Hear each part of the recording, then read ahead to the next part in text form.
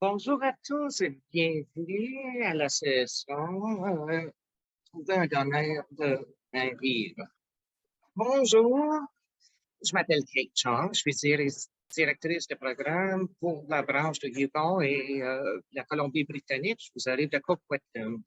Dans l'heure à venir, nous allons plonger dans le monde de trouver un donneur vivant. Je connais très bien. Il y a 8 ans, je cherchais un donneur qui donne des hauts et des bas pour le patient et la famille et les proches.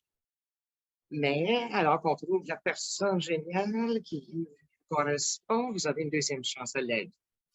Aujourd'hui, Sherilyn Kenza, qui est spécialiste rénale pour le Fraser Health ici en Colombie-Britannique. Elle travaille avec les équipes de soins rénaux et elle va nous expliquer comment sensibiliser le public pour le besoin de reins, partager les récits, partager avec les communautés et beaucoup plus d'astuces. Par la suite, nous allons rencontrer Judith Pellacaire, qui a la maladie polycystique, qui a reçu une grève en décembre 2022 d'un donneur vivant qu'elle a trouvé par les médias sociaux. Elle est très impliquée dans la communauté des reins et elle travaille dans le système de soins de santé au Québec. Et prochaine diapo, mais on a une panéliste qui est absente et qui ne peut pas se présenter. Donc, c'est moi qui va parler. Je porte plusieurs chapeaux. Je travaille pour la Fondation Dieu. Je suis bénévole dans la communauté, comme conférencière, etc. Et j'ai aussi 2 petits-enfants. Donc, maintenant, nous allons passer à Sherilyn, qui va nous donner de bonnes informations. Si vous avez des questions, vous pouvez les saisir dans le QR. Sherilyn, c'est à vous. Prochaine diapo, s'il vous plaît. Merci, Kate. Bienvenue à tous. Pendant cette session, nous allons donner un survol de différentes choses, de différentes façons de trouver un donneur de rein qui vous convient le mieux. Dans le parcours, pour trouver un donneur de rein pour soi-même et pour quelqu'un d'autre, c'est difficile, c'est normal d'être anxieux ou préoccupé. Je vais faire un petit sondage. Donnez-moi quelques mots sur la façon dont vous vous sentez en pensant ça. Êtes-vous anxieux, mal à l'aise, rempli d'espoir, déterminé, etc. Je vais vous donner quelques instants pour que vous puissiez faire vos émotions, pour nous indiquer où vous êtes. Oui, je vois que plusieurs personnes sont mal à l'aise parce que c'est un sujet difficile à aborder. Et je comprends tout à fait. Il y a un peu d'anxiété et même certains qui ont de l'espoir. C'est bon à voir. Nous voulions savoir où vous vous situez, si vous êtes ici aujourd'hui pour vous-même ou pour quelqu'un d'autre. Je vous félicite de venir parce que c'est un sujet difficile à aborder et nous espérons que par cette session, que vous allez obtenir des outils qui vont vous aider. Pour le survol de la conversation d'aujourd'hui, nous allons parler de la façon de développer son propre récit pour trouver un donneur. Avec qui partager ce récit, comment sensibiliser le public, l'utilisation des médias sociaux et où trouver du soutien des ressources. J'aimerais aussi ajouter, quand je parle de trouver un donneur, c'est que prenez les étapes pour vous trouver un donneur au moment. Prochaine diapo. Donc, par où commence? Grande question. Quand je parle aux gens, les personnes me disent, je ne pouvais jamais demander un rein. Je dis non, demandez pas un rein, partagez votre récit. Quand on demande directement une personne pour un rein, ça donne une pression à cette personne-là, c'est déconseillé. Et les gens n'ont pas le droit de donner de rein non plus s'ils se sentent forcés. Donc, il faut modifier la façon de penser. Plutôt que de dire je dois demander un rein, c'est plutôt de dire je dois partager mon récit médical, et on va voir la réponse. Et en partageant son récit, il s'agit d'être honnête et franc avec les questions liées à votre santé. Prochaine diapo. Non, on se demande comment développer son récit. Bien, chaque personne a un récit particulier à sa situation. Il n'y a pas de règles concret pour partager son récit. Mais voici quelques lignes directrices pour vous aider à développer votre propre version. Tout d'abord, commencez avec votre situation médicale et votre besoin d'une greffe. Parlez du fait que vos médecins vous ont conseillé de trouver un donneur vivant. Votre intention ici est de sensibiliser les gens dans l'espoir de trouver un donneur vivant.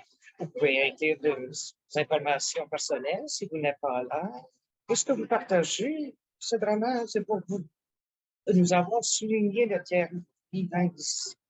Parce que quand on dit qu'on a besoin d'une greffe, les gens ne savent peut-être pas qu'on peut être donneur vivant. Soyez franc de vos préoccupations alors que vous partagez. Vous pouvez dire, par exemple, je ne peux pas mettre de pression. Et offrir une réassurance en disant, je comprends que ce n'est pas pour tout le monde et notre relation ne sera pas affectée par cet événement. Et là, lorsque vous partagez votre récit, n'oubliez pas de remercier les gens pour leur écoute et invitez toute personne intéressée à être donneur d'aller à la Fondation pour plus d'informations. Assurez-les qu'ils peuvent avoir plus d'informations sans obligation et qu'ils peuvent faire cela de façon confidentielle et à son propre. Prochaine diapo. Bon, en développant son récit, voici quelque chose qu'il faut garder à l'esprit. Il faut être honnête. Si c'est difficile d'aborder le sujet, dites-le. Vous pouvez dire, bon, vous m'avez demandé comment ça va, donc j'ai de la difficulté à en parler. Soyez honnête. Si vous avez tendance à utiliser de l'humour, injectez-vous dans votre récit. Si vous êtes une personne plus privée, ne partagez pas tous les détails concernant votre santé lors du partage. Soyez clair. Dites que votre médecin vous a conseillé de trouver un donneur vivant et utilisez le terme donneur vivant plutôt que greffe. Juste pour être clair, pour rappeler aux gens que les donneurs vivants sont possibles et soyez positifs. Nous vous encourageons à maintenir un message rempli d'espoir pour que les gens soient plus positifs dans l'idée du don. Et aussi, vous pouvez utiliser les exemples que vous entendez aujourd'hui ou bien dans la lettre que vous allez recevoir plus tard. Utilisez ces points pour parler, aborder le sujet avec les gens. Bon, maintenant, avec qui partager mon récit? Vraiment? On ne sait jamais qui serait intéressé à donner un organe. Ne convient pas à tous pour certaines personnes. Le don vivant leur paraît bien. Pour d'autres, ce ne l'est pas. Et ça n'a rien à voir avec votre relation que vous avez avec cette personne. Quand on pense au partage du récit et d'examiner les candidats potentiels, on parle d'une banque de donneurs. On vous encourage à en parler avec votre famille, vos proches, vos collègues, mais pensez aussi à vos réseaux sociaux, les églises, vos équipes sportives. Pensez à toutes ces personnes avec qui vous avez une connexion. C'est une bonne idée de commencer par des gens qui vivent au Canada, parce que c'est beaucoup plus facile. Je ne dis donc, qui sont ces donneurs vivants? J'ai créé un profil général d'un donneur vivant. Les donneurs vivants ont souvent une relation familiale ou récipiente, mais pas toujours. Plusieurs donneurs n'ont pas besoin d'être donneurs. La plupart des donneurs veulent aider les gens. Et les donneurs se sentent honorés de pouvoir donner la chance de la vie. Donc, votre prochaine question pourrait être où trouver une telle personne qui me donnerait son organe? Peut-être la plus grande question que vous posez. Voilà. Nous conseillons de commencer à chercher autour de vous, dans votre famille, vos proches. Puis, par la suite, si vous êtes à l'aise, vous pouvez demander une personne qui est moins proche. Peut-être des membres d'un club, personnes que vous connaissez à l'église, vos collègues. N'excluez personne, on ne sait jamais qui pourrait vous offrir un don ou qui va partager votre besoin avec d'autres.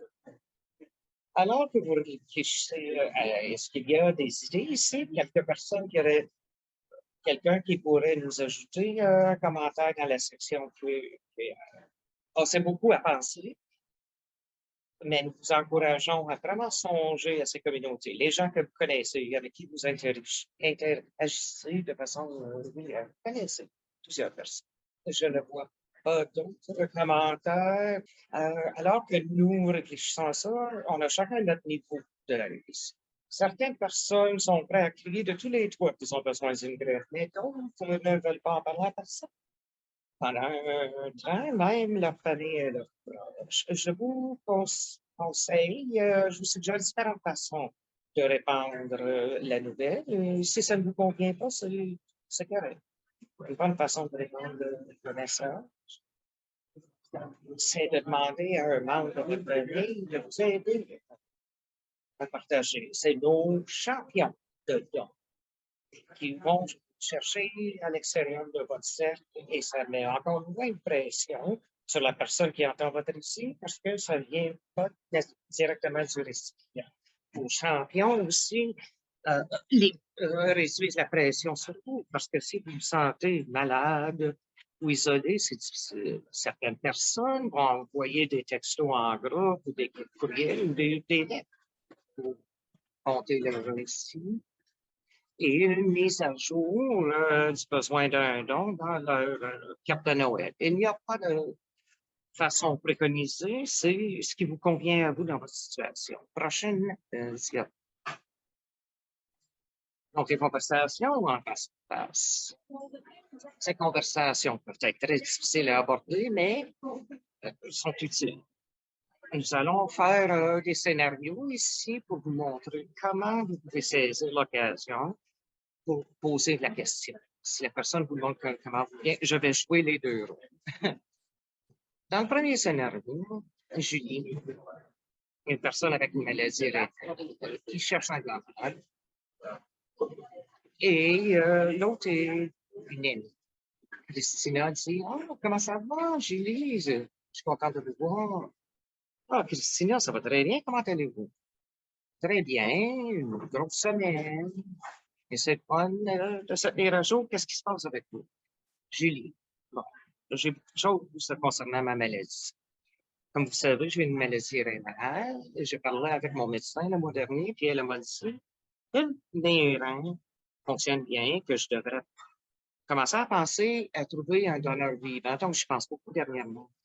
Je fais des recherches. Donc, ouais, c'est moi, c'est ma nouvelle. Et toi, comment ça va? Pour répondre le besoin, ouvre la porte à plusieurs conversations. Peut-être que la personne est ouverte et ça a moins de pression sur la personne plutôt que de demander directement, pouvez-vous me donner un... Voici un autre scénario. Dans ce deuxième scénario, Christine a la maladie et elle est dehors en train de jardiner, elle voit sa voisine. La voisine, et elle dit, bon, bonjour, bonjour, comment ça va? Ça va bien, comment ça va? Pas pire. Je commence à travailler dans mon jardin. Et là, ça fait un bout, je ne vous ai pas vu, vous avez été occupé. Christine, j'ai été très occupé avec tous mes rendez-vous. Ma maladie, ça va pas si bien. Oh, désolé, vous avez des problèmes de dos? Non, c'est les reins. Je ne sais pas si j'avais dit, si je vous l'avais mentionné, mais j'ai une maladie rénale. Oh oui? Oui, je suis rendu au point de trouver un donneur privé. Julie. Oh, désolé. Je me souviens, mon oncle avait un problème rénal il y a quelques années. Nous vous encourageons à penser à où vous êtes à l'aise, puis après ça, nous vous mettons au défi. Peut-être que vous n'êtes pas à l'aise à partager votre histoire avec la caissière à l'épicerie, mais peut-être un collègue au travail, vous pouvez dire ce qui se passe vraiment chez vous. Comment répandre la nouvelle? Et il y a plusieurs façons. On peut s'impliquer dans la communauté, mais il faut être créatif. S'impliquer dans un organisme comme la Fondation du Rhin ou la Fondation politique, C'est une bonne place pour commencer à trouver des connexions. Mais quand on participe dans des activités comme, par exemple, la marche pour le Rhin, c'est une bonne façon d'amorcer la conversation. Pourquoi vous êtes là pour aider à faire des levées de fonds pour la recherche et les programmes dans la maladie du Certaines personnes ont été très créateurs. Ils ont même mis une annonce dans le journal, ils ont mis une annonce sur leur automobile, même, exprimant le besoin d'un don. C'est peut-être pas pour vous, puis c'est correct aussi. C'est différent. Prochaine diapo. Alors qu'on songe à répandre la nouvelle, pensez aux connexions que vous avez dans votre communauté, vos groupes religieux, vos groupes athlétiques, vos clubs, toute association. Ils ont peut-être des newsletters, des listes de courriels et d'autres. Vous pouvez partager votre récit. Une autre chose, il faut penser à un autre aspect, et Judith va nous en parler plus, c'est les médias sociaux. Les médias sociaux vous aident à répandre le bruit auprès de plusieurs personnes. Alors que vous publiez ces informations médicales sur les médias sociaux, c'est pas pour tout le monde. Certaines personnes ne veulent pas. Et dans les diapos à venir, on va vous montrer comment utiliser les médias sociaux pour chercher un donneur. Prochaine diapo. Donc, pour une campagne de médias sociaux, pour faciliter ça, c'est mieux de choisir une ou deux plateformes seulement. Pensez à avoir une page à part distincte de votre page personnelle pour pouvoir contrôler les contacts qui vont être mis à jour sur leurs informations médicales. À droite, vous allez voir une prise d'écran d'un compte de Ellie. Ellie a un compte Instagram personnel qui est lié à un autre qu'elle a nommé Un rein pour Ellie. De même, créer un compte courriel uniquement pour le don de rein qui va vous aider à vous organiser. Peut-être que vous pouvez recruter vos proches qui pourraient vous aider avec les réponses s'il y en a trop qui arrivent. Prochaine diapo. Une autre stratégie est de regarder les comptes et pages d'organismes réputés pour avoir une idée de ce que vous cherchez et ne cherchez pas à avoir sur votre compte. En examinant ce que vous voyez ici, vous n'avez pas besoin de toujours créer votre propre compte. Vous pourrez peut-être partager des contenus de ces groupes-ci sur votre page dans votre compte. Et ensuite, des astuces pour la publication de contenu. C'est difficile de savoir où commencer. Soyez vous-même.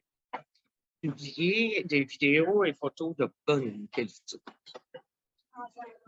Clarifiez votre intention dans les deux premières phrases que vous cherchez plusieurs personnes ne lisent pas les publications longues. Donc, il faut être clair, mais indiquez que vous cherchez un donneur vivant dans les deux premières phrases. Partagez des informations médicales de sites réputés.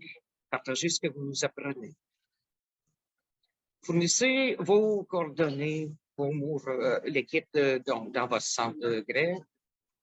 Partagez avec les gens que vous connaissez.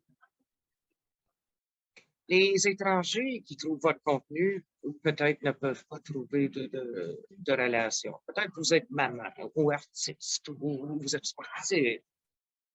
Donc, partagez ces détails pour que les gens apprennent à vous connaître et demandez aux gens de partager avec leurs amis leurs contacts en général. Excellent. Voici un exemple qui rassemble toutes ces astuces. C'est une publication qui cherche un rein pour son mari qui est italien. Donc, voilà le parcours. Un peu de soleil sur cette journée grise, nous cherchons un donneur vivant. Nous attendons patiemment pour l'arrivée de notre petite fille. Avec chaque action de suivi, de like et de partage, améliore notre espoir de trouver un match direct par l'entremise du programme pour qu'il puisse vivre une longue vie et voir sa fille grandir et éventuellement se marier. Et peut-être même voir ses petits-enfants. Nous avons hâte de recevoir cette bénédiction. Si vous-même ou toute personne que vous connaissez est prêt à faire un don vivant, assurez-vous de leur donner toutes les coordonnées nécessaires et le nom de Deep en entier. Ce que j'aime de cette publication, c'est que Rena indique leurs besoins médicaux dès le début. C'est un bon exemple d'être elle-même, elle prend de l'humour et parle de leurs espoirs pour leur fille. C'est positif, rempli d'espoir, ils ont une belle image, on voit leur relation.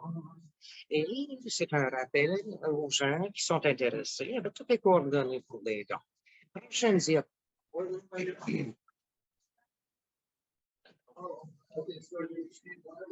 On ne peut pas parler des médias sociaux sans parler des impacts sur la santé mentale. Il faut être conscient de ça. Il y a beaucoup de preuves scientifiques qui démontrent que l'utilisation des médias sociaux peut accroître l'anxiété et la dissatisfaction. Donc, si vous voyez que ça vous arrive, vous avez des défis, prenez l'initiative pour limiter le temps que vous passez dans les médias sociaux. Faites une pause. Vous pouvez même supprimer votre propre besoin. Peut-être que vous pouvez considérer qu'un membre de votre famille ou un proche pourrait répondre à votre nom. Mais prochaine dia.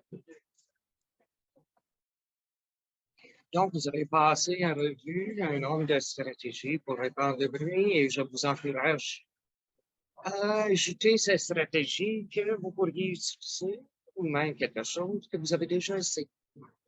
Ces stratégies pourraient être autour de trouver un donneur champion, de faire suivre les courriels et les textos, avoir des conversations directes, l'utilisation des médias sociaux et aussi vos groupes personnels. Donc, avant de conclure ici, je voulais souligner les ressources clés que vous pouvez chercher qui pourraient vous aider dans votre parcours et créer votre propre récit.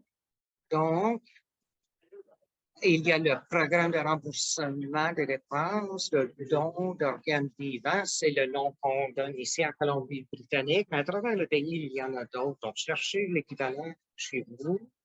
Il y a le soutien par rapport par la Fondation du Rhin. Il y a aussi un coaching pour la santé rénale. Une autre ressource est le projet de récit des dons vivants. Et CanSolve, qui est un autre projet de partage de récits. C'est important.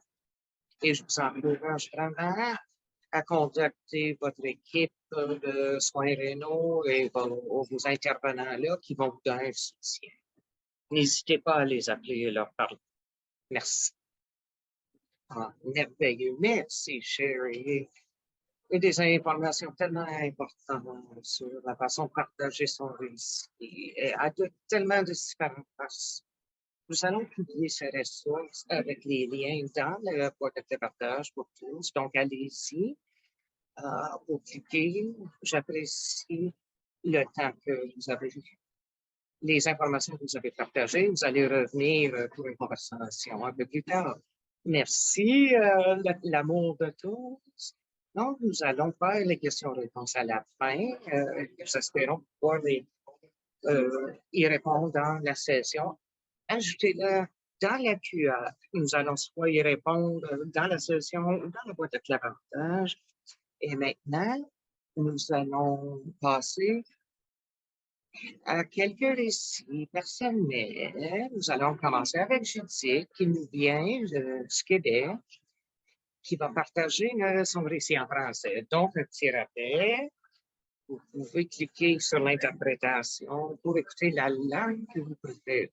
Donc, c'est à vous maintenant, Judith, pour votre parcours, un donneur qui Donc, c'est ça. Fait que là, j'étais suivie par mon médecin de famille qui suivait ma fonction rénale à chaque année. Il prenait des prises de sang puis tout ça. Fait que moi, à 33 ans, en 2018, moi, je pensais que tout allait bien. En fait, 32 ans, je pensais que tout allait bien. J'étais à la maîtrise. J'ai terminé ma maîtrise. Après avoir terminé ma maîtrise, je suis allée faire un road trip aux États-Unis de 17 000 kilomètres. Je me suis trouvé une nouvelle job. Je me suis trouvé un nouveau conjoint quand j'ai déménagé pour mon nouveau travail. Ma vie était vraiment là où c'est que je voulais aller. Puis moi, depuis que je suis petite, je veux des enfants, mais je n'avais pas trouvé le bon partenaire pour pouvoir en faire. Fait que là, en 2019, je rencontre mon copain, je lui dis si dans un an on est encore ensemble, à la deuxième date que je lui dis ça. Si dans un an on est encore ensemble, moi je veux qu'on commence notre famille. Fait que tout était clair sur la table, puis lui il a dit ben on verra si ça va bien, évidemment. Fait que là, moi, tous mes projets étaient finalement en place, puis j'étais vraiment contente de comment ça allait. Par contre, quand j'ai déménagé puis j'ai commencé mon nouvel emploi, j'ai commencé à avoir mal au ventre. J'ai commencé à être fatiguée. J'ai commencé à, quand j'avais pas de dossier pressant au travail, à manquer le travail parce que j'étais trop fatiguée. Puis j'allais pas bien. En fait, le stress me faisait runner, mais me faisait fonctionner. Mais dès que la pression baissait un peu, je commençais à pas aller bien. Donc, je suis allée voir mon médecin qui m'a fait passer des prises de sang. Et puis, là, une journée, je donne une conférence à mon travail dans le milieu de la santé. Puis là, je reviens en voiture avec un de mes collègues, celui qui est à droite. Et puis, je reçois un appel de ma médecin qui me dit est-ce que tu es connu pour faire de l'insuffisance rénale? Je dis ben, on m'a dit l'année dernière que je faisais de l'insuffisance rénale légère. Ma fonction rénale est autour de 70. Donc, non, pas vraiment, ça va, ça va. Pourquoi? Ben non, en fait, ta fonction rénale est rendue en bas de 30. Fait que là, eux autres, ils paniquaient un peu. Ils se demandaient si c'était passé de 70 à 30. Mais en fait, c'était mon médecin qui avait mal interprété les données. Fait qu'on n'a pas pu me préparer. On n'a pas pu me donner le tolvaptan, qui est le seul médicament qui permet de ralentir la progression de la polycystique rénale, même si ça ne fonctionne pas pour tout le monde tout le temps. Puis, on m'a pris un rendez-vous avec un néphrologue qui m'a annoncé à ce moment-là que je ne pourrais pas avoir d'enfant tant que je n'avais pas une greffe de rein. Puis là, à ce moment-là, j'étais comme à 28 de débit de filtration glomérulaire, là, de GFR. Euh, Fait que tous mes plans étaient comme un peu arrêtés d'un coup. Puis là, j'ai vraiment trouvé ça ça a été dans les pires choses de ma vie, tu sais, parce que moi, j'étais vraiment prête à commencer ma famille. J'avais attendu tellement longtemps de trouver le bon partenaire. Puis là, finalement, je l'avais. On était à 6 mois de commencer le projet famille. Puis tout tombait d'un coup. Next slide. Donc là, en 2019, en fait, j'ai parlé avec le néphrologue qui me disait ça, puis il disait éventuellement, tu pourrais peut-être te trouver un champion. On le fait pas beaucoup au Canada, demander des reins à des donneurs vivants. Ils le font plus aux États-Unis puis dans certains pays, mais tu pourrais te trouver un champion qui pourrait t'aider à finalement te trouver quelqu'un. En 2019, en fait, j'ai rien fait. J'ai pas, tu sais, j'ai parlé de mon histoire à ma famille, mais vraiment juste leur donner des nouvelles, un petit peu comme Sherry a donné, tu sais. Fait que j'en parlais autour de moi, mais dans ma tête, tu sais, je savais pas encore quand est-ce que je pourrais avoir une greffe, parce que tu peux pas avoir une greffe quand ta fonction rénale est juste en insuffisance rénale sévère. Donc, c'est ça. Éventuellement, je suis tombée en arrêt de travail en 2020. On peut voir que ma couleur de visage a changé, là. J'étais de plus en plus grise. Puis j'ai parlé avec certains de mes amis euh, de ma situation, mais je réalisais que autour de moi, en fait, personne ne se proposait, puis moi, je voulais pas le demander.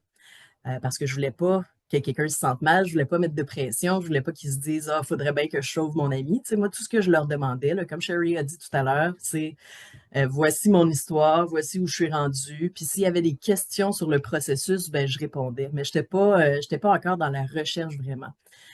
En 2020, j'ai réalisé en fait que ma fonction rénale baissait vite et que j'étais tombée en insuffisance rénale terminale, mais que je suis restée pris à 14 de débit de filtration glomérulaire, en fait. Puis mon médecin ne voulait pas me mettre en dialyse tant que je n'étais pas à 10.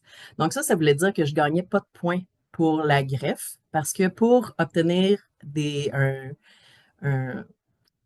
voyons, une greffe de donneur cadavérique, ça prend les points qu'ils te donnent, en fait, sont en fonction du nombre de jours que tu es en dialyse. Puis moi, j'en gagnais pas, puis je suis restée pris là. Mais moi, je voulais des enfants.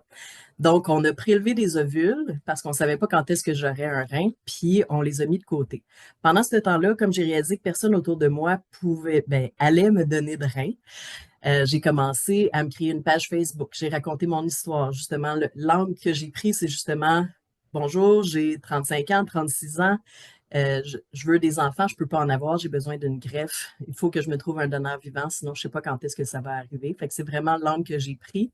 J'ai commencé à parler à la radio parce que certaines personnes m'ont contacté après mon message. Après ça, j'ai commencé à choisir des événements dans lesquels je pouvais pousser mon message, c'est-à-dire, mettons, la marche du Rhin ou la marche pour la polycystique rénale. À ces moments-là, j'envoyais des lettres à des médias sélectionnés avec mon histoire, mais aussi euh, il y a la marche à telle date. Voici de l'information sur les reins, voici de l'information sur les donneurs. Fait que moi, la façon que moi j'étais à l'aise, c'était en transmettant de l'information sur la maladie rénale, sur les marches, sur ce qu'on pouvait faire pour aider la maladie aussi.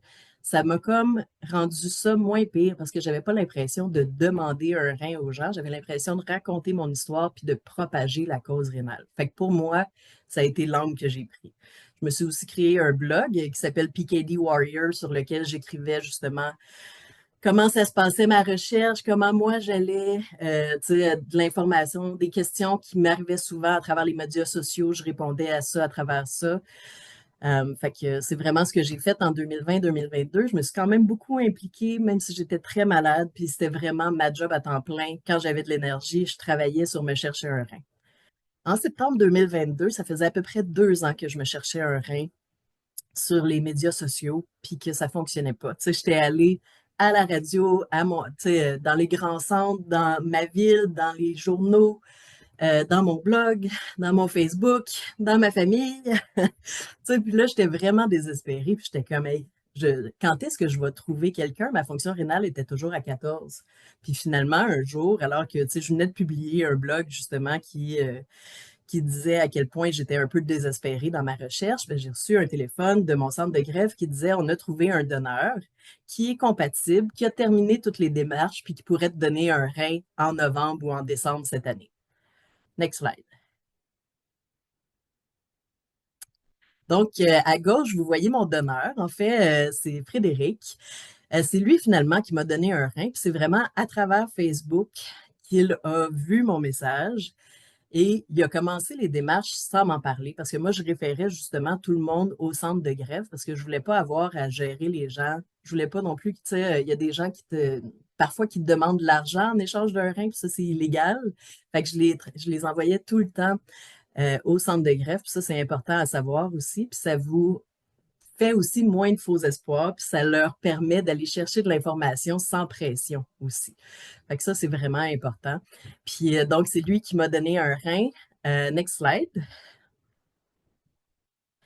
Il m'a donné un rein le 1er décembre 2022. Donc, ça a été vraiment vite à partir du moment où j'ai appris que j'avais un donneur jusqu'à la greffe. Ce que vous voyez à gauche, c'est vraiment le rein de Frédéric qui était allé en moi parce qu'il y a eu un petit documentaire, en fait, à Radio-Canada sur notre greffe. Fait que ça a été filmé.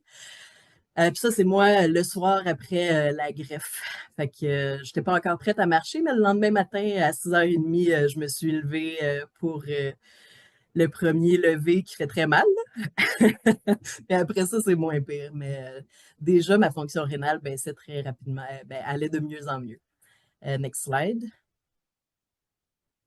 Puis là, en fait, mon donneur, tu sais, j'ai été chanceuse, c'est vraiment quelqu'un avec qui j'ai des affinités. Fait qu'on tu sais, on s'est rencontrés après ça dans des spectacles. Il a reçu une médaille pour à la cérémonie de l'ACDO.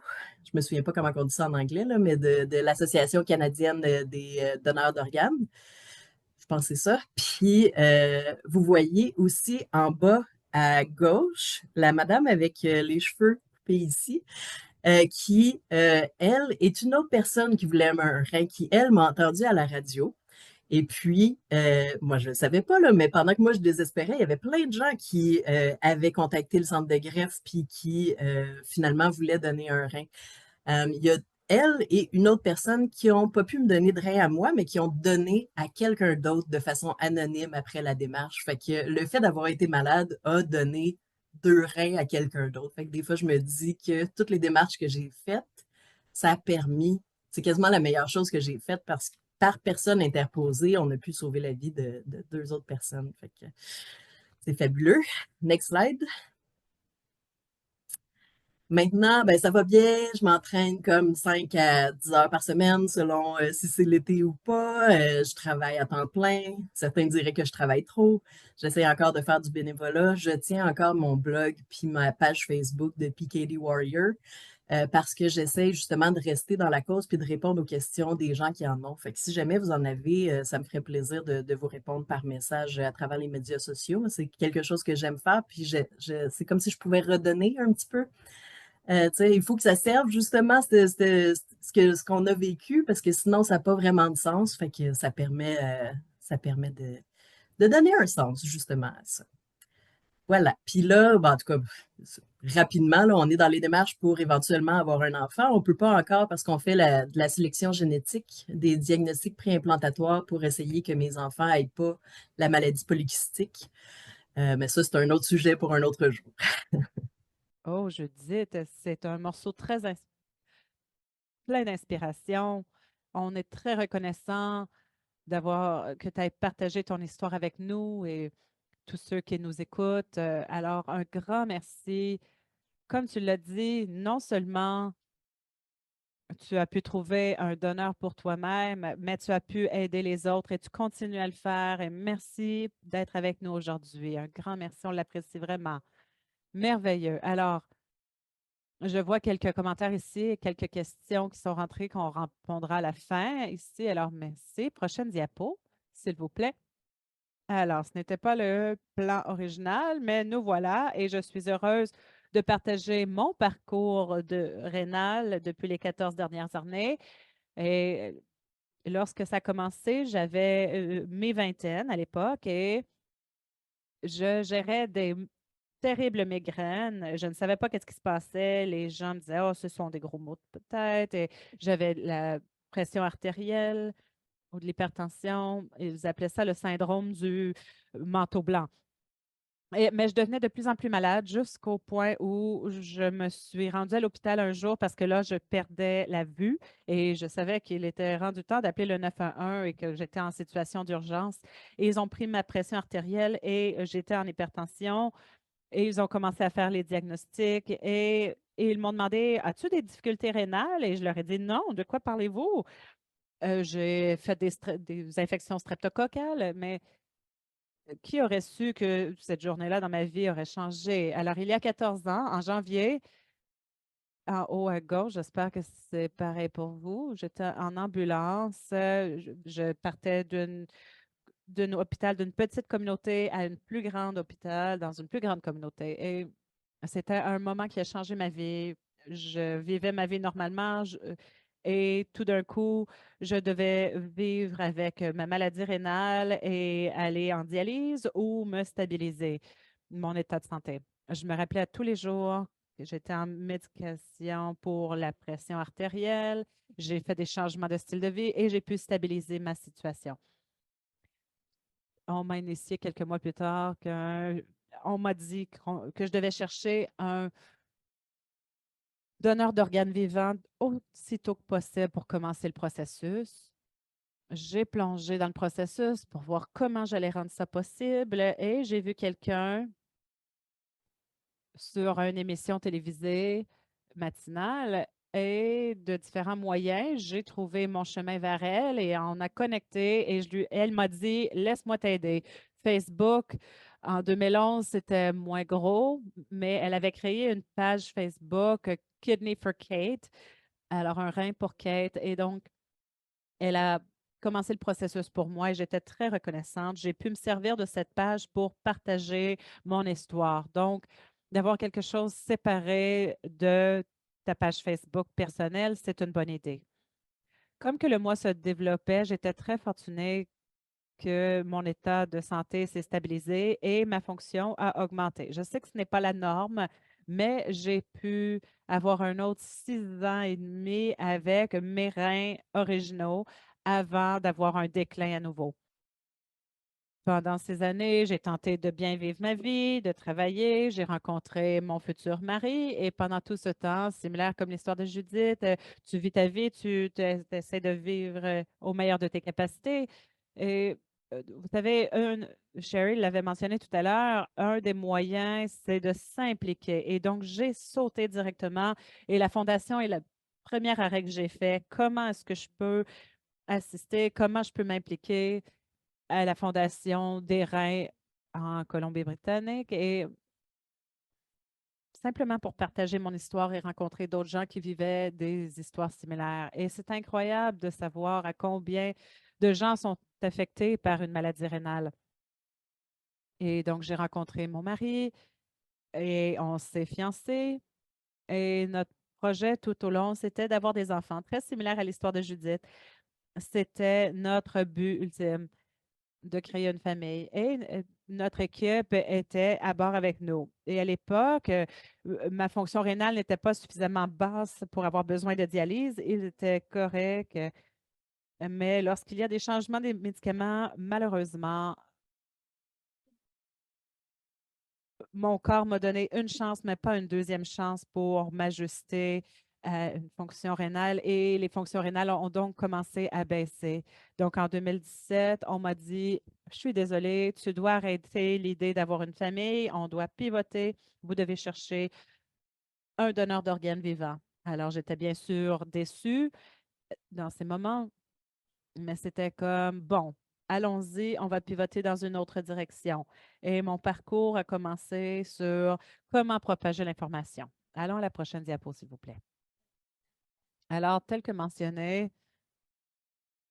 la page était encore là. Kidney pour Kate existait depuis 2011 et de façon comparative, je suis certaine que comme Judith et d'autres, ils font un travail incroyable. Et j'ai utilisé les réseaux sociaux. J'étais très ouverte avec ma famille, mes amis, afin de les informer sur ma santé et comment les choses progressaient. La maladie rénale est une maladie très silencieuse.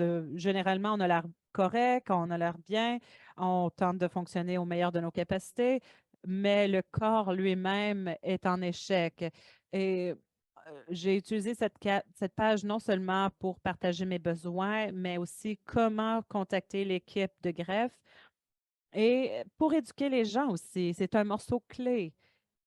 Parce que, tel que comme j'étais naïve lorsqu'on m'a diagnostiqué et l'importance des reins dans notre santé globale, alors j'ai partagé des conseils qui aidaient, peu importe, c'était très avantageux et je sentais que j'éduquais les gens dans ce parcours. Alors, des petites mises à jour sur ma santé, de là où j'étais dans mon diagnostic et au fil des ans. Et je sais que c'est le processus lorsqu'on passe à travers un donneur. On ne sait pas toujours là où se trouvent les gens ou dans quel état ils se trouvent,